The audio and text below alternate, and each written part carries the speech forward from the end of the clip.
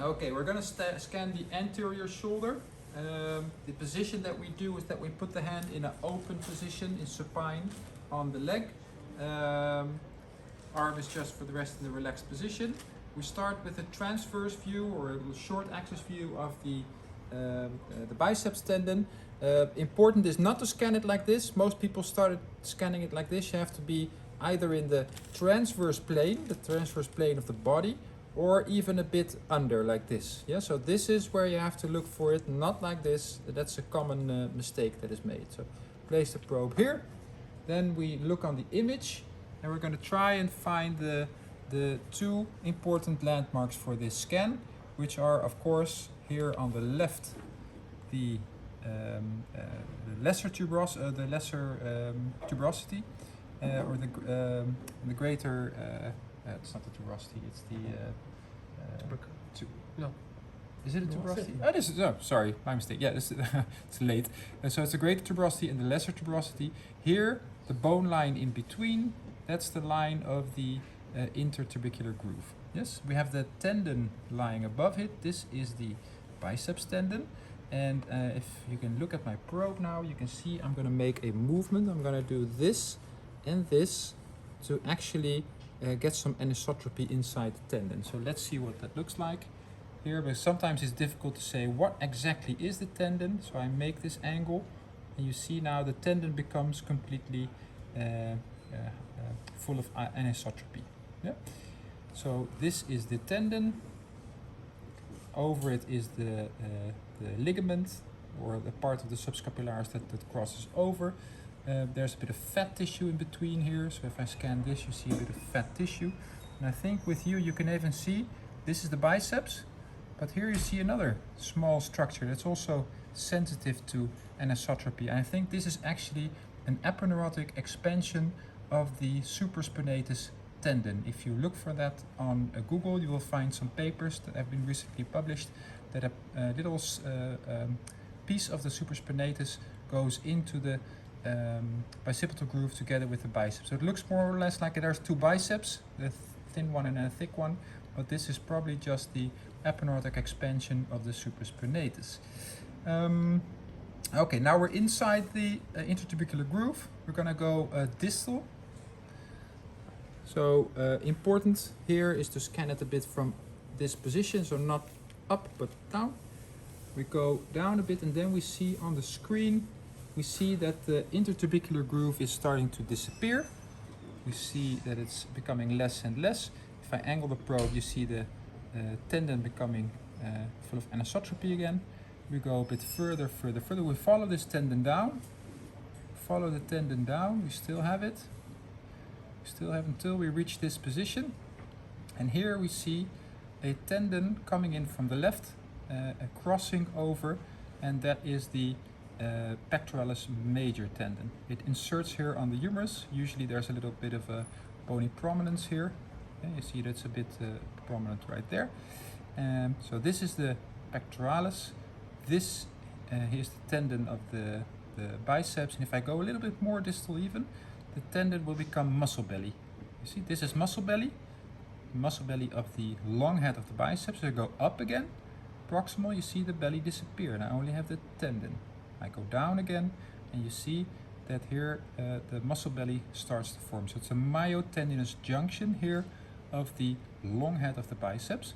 And if we look medially to it, we see another muscle belly, and this muscle belly is a bit bigger. This is the muscle belly of the short head of the biceps. Yes, so this is the short head of the biceps, long head of the biceps, pectoralis major crossing over it. You go a little bit more distal, and then you see the two muscle bellies, you see them fusing together. You see, so this now is all biceps, and you can even see with him the musculocutaneous nerve here deep to it, a little bit more hyperechoic. I go back up again, up, and we go back to the intertubercular groove like that. So let me do that one more time. Go down, we follow the tendon. Here we see the muscle belly now of the long head of the biceps together with the short head. Go more distal and they become one. So this is a very good technique. We call it the elevator technique. Practice it. So by scanning in a bit faster than you would usually do. It's a good technique to practice and try to make it as dynamic as possible. Okay, now we are back inside the intertubercular groove, and now we want to see the long axis view of the biceps tendon. Therefore, we can do two things. One of them is take the middle of the probe and then we rotate the probe to the long axis like this, and we leave it on the tendon. That is though a very difficult technique, so I'm going to show you a little bit of a simpler one. So I just place the probe in the long axis like this, and I'm going to move the probe first medially and then laterally, and we're going to see the bony contours of the lesser and greater tuberosity. So let's see, first I go medial, and I'm going to see a very clear pointy protuberance of the lesser tuberosity right here. So this is a pointy mountain. I go a little bit lateral, the pointy mountain goes away, it becomes a valley, and then we have the tendon already inside. I go a bit more lateral here, and then we see a flat mountain, and that flat mountain, that is the greater tuberosity. So those are my two landmarks. I go medial, there we have the tendon, further medial we have the lesser tuberosity, and so you can go in between these two, then you know you're in the right position. If we look now at the image, first we look at the image, we see that inside the tubercular groove I have the tendon. Scan with my left like this, yep. So I see the bundles inside the biceps tendon, but distally they become hypoechoic. In this case it's because of anisotropy.